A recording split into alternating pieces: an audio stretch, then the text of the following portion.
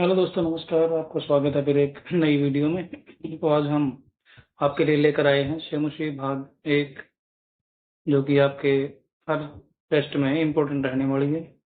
जैसे स्टेट है, C TET है, डी टी प्लस बी है, और भी कोई जो संस्कृत के जो एग्ज़ाम होते हैं उन सब के लिए इम्पोर्टेंट रहने वाली है। तो उसका हम पहला चैप्टर लेकर के आए हैं, एक बार देखते हैं इसको।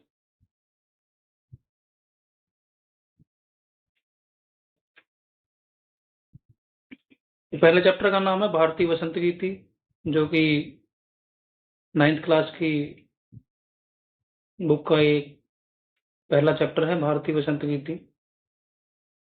तो ये काकली नामक गीत संग्रह से लिया गया है। 9th क्लास वाले इसको अच्छी तरह जानते हैं कि कहाँ से लिया गया है ये। तो एक बार इसको देख लेते हैं, पहला श्लोक देखते हैं इसका।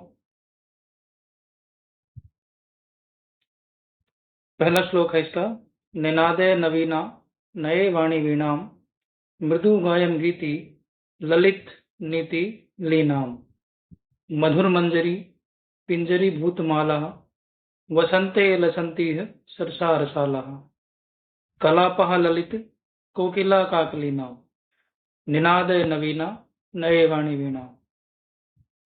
ये इसका पहला श्लोक है। और इसका दूसरा अभी के शब्दार्थ देख लेते हैं, साइड में ही है, थोड़ा सा जूम कर लेते हैं एक बार इसको। शब्दार्थ देखिए, पहला है निनादय। निनादय का मतलब होता है बजाओ। नवीना नई, नए, नीति से पूर्ण, वाणी। वाणी का यहाँ पर प्रयोग किया गया है माता सरस्वती के लिए। वीणाम, वीणा को। मृदु, मृदु का मतलब यहाँ पर क्या है, कोमल है।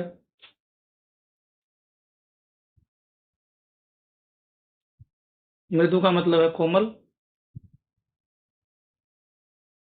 और आगे देखिए, गायम मतलब गाओ, गीतिम गीत को, और ललित नई, नीति लीनाम यानी नई नीति से, नई नई नीति नए नियमों से परिपूर्ण। मधुर मीठे, मंजरी आम्रपुष्प, आम के ऊपर जो, आम के पेड़ के ऊपर जो वसंत में फूल आते हैं उनको आम मंजरी बोला जाता है। पिंजरी भूतमाला यानी पंक्तियां। वसंते वसंत ऋतु में, लसंती सुशोभित हो रही है, सरसा रस से भरे हुए, रसाला आम के पेड़, कलापह मतलब समूह होता है, काकली कोयलों की आवाज। तो ये इसके शब्दार्थ है। एक बार इसके हम सरलार्थ देख लेते हैं।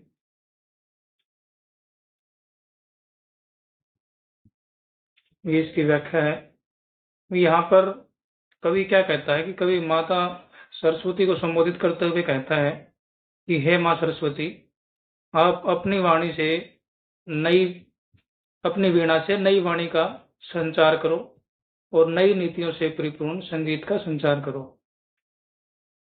आपकी जो वीणा है उसको सुनकर के वसंत ऋतु में मधुर आम के पेड़ पर फूल आ चुके हैं और कोयलों के समूह जो है अपनी मधुर आवाज में गा रहे हैं। आगे चलते हैं, नेक्स्ट जो हमारा श्लोक रहेगा। उससे पहले हम देखेंगे इसमें कौन सी व्याकरण का जो प्रयोग हुआ है। जैसे निनादय शब्द है, इसमें शुरू में निनादय, यदि देखें तो निनादय में क्या है कि नि उपसर्ग है। नि उपसर्ग पूर्वकात, यानी नि उपसर्ग है जिस धातु के पूर्व में, ऐसी नद धातु है। नद, नद का अर्थ होता है बजाना, और इसमें लेप प्रत्यय है। वीणाम, वीणा शब्द है और द्वितीय एक वचन। लसंती हमें, लसंती और ई, इसमें लसंती के तय में जो ई है और आगे ई में जो ई है, इन दोनों को मिलकर के दीर्घ संधि हुई है। ये इसकी व्याकरण थी। अब दूसरा श्लोक देखते हैं।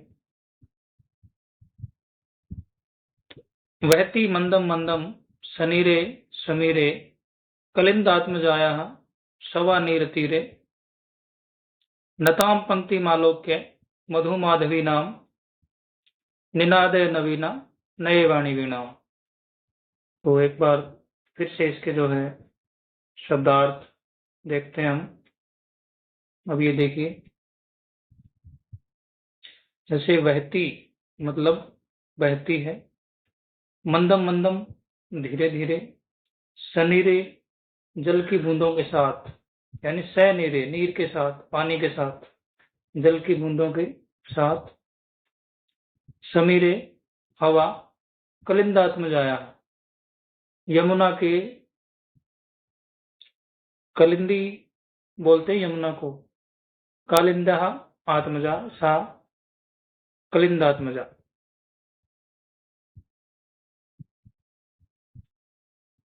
यहाँ पर कलिंदात्मजा जो है यमुना नदी के किनारे, यमुना के लिए जो है प्रयोग हुआ है। सवा नीर तीरे यानी वेतस की बेल से युक्त किनारे पर, नताम झुकी हुई, पंक्तिम पंक्ति को, आलोक्य देखकर, मधु माधवी नाम मधुर मालती लताओं का। तो ये शब्दार्थ है इसके। अब इसका सरलार्थ देख लेते हैं। यहाँ कवि क्या कहता है कि यमुना के वेतस की बेलों से घिरे हुए किनारे और उन बेलों के ऊपर जो पानी की बूंदें हैं, उनसे पूरी जो वायु है, उससे मंद मंद बहने वाली हवा के कारण जो मधु माधवी नाम की लता झुकी हुई है, उसको देख करके हे माता सरस्वती, अपने नवीन वीणा का वादन करो, अपनी नवीन वीणा को बजाओ। अब इसमें हम व्याकरण देख लेते हैं एक बार, क्या क्या हुआ है। वहती शब्द है इसमें, तो वहती में वह धातु है और तिप प्रत्यय है। कलिंद आत्मजाया है, कलिंद आत्मजा, यहाँ पर षष्ठी तत्पुरुष समास है। पंक्तिम आलोक्य, पंक्तिम आलोक्य, यहाँ पर व्यंजन संधि हुई है। आगे देखते हैं, श्लोक नंबर 3 है इसका, जो ये हम देख लेते हैं एक बार। ललित पल्लवे पादपे पुष्प कुंजे मलय मारुतो चुंबिते मंजु कुंजे समनंतिम समनंतिम प्रेक्ष्य मलिनाम अलीनाम निनादय नवीना नये वाणी वीणा। ये इसके शब्दार्थ एक बार देख लेते हैं। ललित पल्लवे, ललित पल्लवे का अर्थ यहाँ पर क्या है? मन को आकर्षित करने वाले जो कोमल पत्ते वसंत ऋतु में पेड़ों के ऊपर या बेलों के ऊपर आ गए हैं। पाद पे पौधे पर या पेड़ पर, पुष्प पुंजे फूल के गुच्छों पर या फूल के समूह पर, मलय मारुतो चुंबित, मलय होता है चंदन, मलय बोलते हैं चंदन को, चंदन का पर्यायवाची है मलय। यदि आ जाता है कि मलय क्या होता है, तो मलय को हम लिख सकते हैं चंदन। मलय मारुतो चुंबित यानी चंदन के वृक्ष की सुगंधित वायु से स्पर्श किए गए सुंदर लताओं से, मंजू कुंजे सुंदर लताओं से ढका हुआ स्थान, यानी लताओं के समूह से जो स्थान ढका हुआ है, स्वन अंतिम उस स्थान पर ध्वनि करती हुई ततिम पंक्ति को,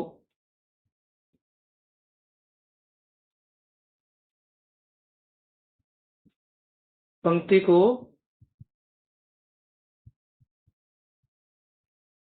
आलोक्य देखकर, मलिनाम मैले, अलिनाम भवनों को, यानी इसमें क्या कहता है कवि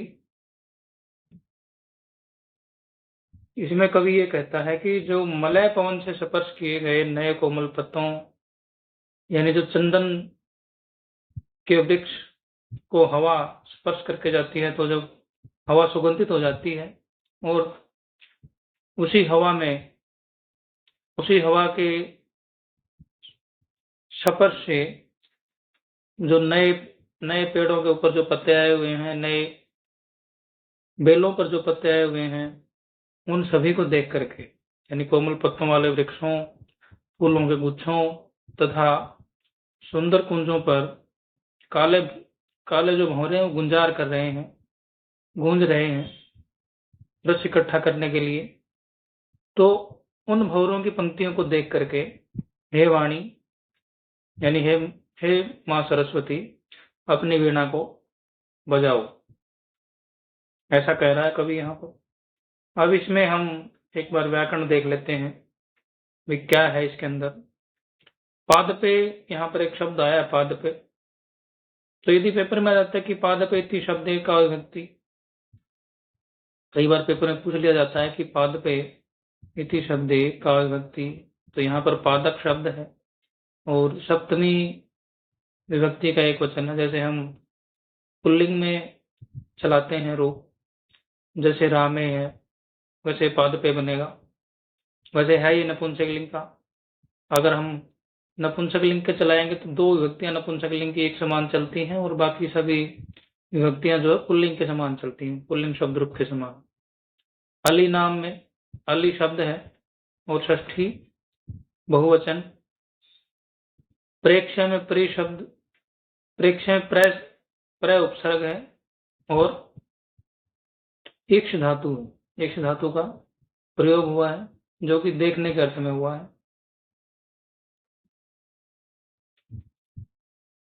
श्लोक नंबर 4 है, इसका देखें एक बार।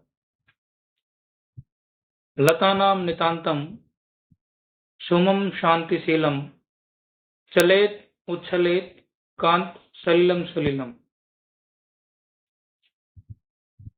तवा कर्णे वीणाम आदिनाम नदीनाम निनादय नवीना नए वाणी वीणा। ये हमारा चौथा श्लोक है।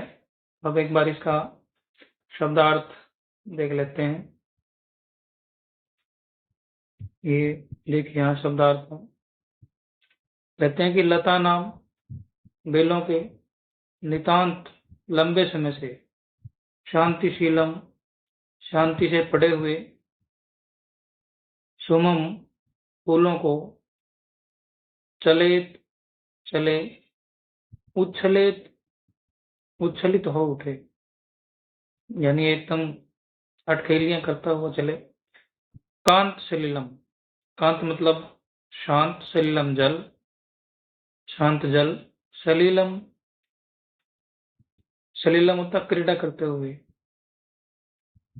तो तुम्हारी, आकर्ण्य सुनकर, आदि नाम सबसे पहली या प्रथम, वीणाम वीणा को, नदी नाम नदियों का। तो आगे देखते हैं इसका व्याख्या क्या है इसकी। कवि यहाँ पर कहता है कि हे वाणी, आप ऐसी वीणा बजाओ जिसे सुन करके लताओं के शांत पड़े फूल हिल उठें, और नदियों का जो शांत जल है, यानी नदियां जो है शांत हो चुकी हैं, जल शांत हो चुका है उनका एकदम, और वो इस वीणा को सुन करके वो भी क्रीड़ा करता हुआ चले, यानी मंद मंद चले। और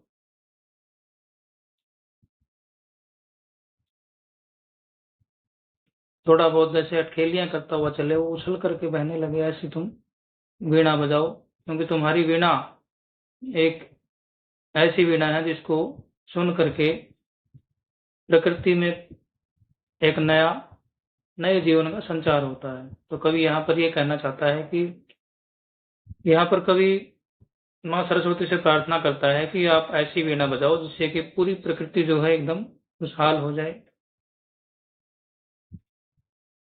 तो ये था आपका आज का चैप्टर, इसका अभ्यास हम जो है अगली वीडियो में करेंगे। तब तक के लिए धन्यवाद।